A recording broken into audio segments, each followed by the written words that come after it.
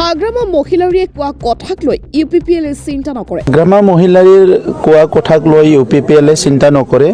ইউপিপিএলে কি কৰিব লাগে নালাগে সেইটো ইউপিপিএলে বুজি পায়।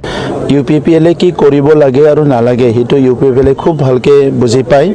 হাগ্ৰামা মহিলাৰীয়ে নিজৰ দলক কেনেকৈ শক্তি কৰিব পাৰে তাক লৈ ব্যস্ত হ'লে ভাল হ'ব। মহিলাৰীয়ে নিজৰ দলক শক্তিশালী কৰা, নিজৰ দলৰ ইলেকশ্যন জিকাক লৈ পেলাই ব্যস্ত হ'লে ভাল হ'ব। ইউপিপিএল দল ইমান দুৰ্বল নহয় যে হাগ্ৰামা মহিলাৰীৰ এডভাইচ মতে চলিব।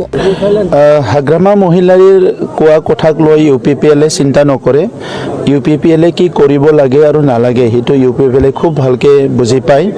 আৰু হাগ্ৰামা মহিলাৰীয়ে নিজৰ দলক শক্তিশালী কৰা, নিজৰ দলৰ ইলেকশ্যন জিকাক লৈ পেলাই ব্যস্ত হ'লে ভাল হ'ব। ইউপিপিএলক খুব বেছি উপদেশ নিদি পেলাই ইউপিপিএলৰ কথাটো চিন্তা নকৰি পেলাই মোৰ কথাটো চিন্তা নকৰি পেলাই তেখেতৰ কথা ক'লে তেখেতৰ ৰাজনীতি লাভ হ'ব। কাৰণ যোৱা 17 বছৰত তেখেতে সদায় মোৰ কথাই চিন্তা কৰি আহিছে। একফালৰ পৰা মই ধন্যবাদ জনাইছোঁ হাগ্ৰামা মহিলাৰী ডাঙৰীয়াই যে সদায় মোৰ কথা চিন্তা কৰে আৰু মোক উপদেশ দিছে কি ভাল হ'ব কি বেয়া হ'ব। কিন্তু ইউপিপিএল দল আজিৰ তাৰিখত ইমান দুৰ্বল নহয় কি আমি হাগ্ৰামা মহিলাৰীৰ এডভাইচ মতেহে চলিব লাগে।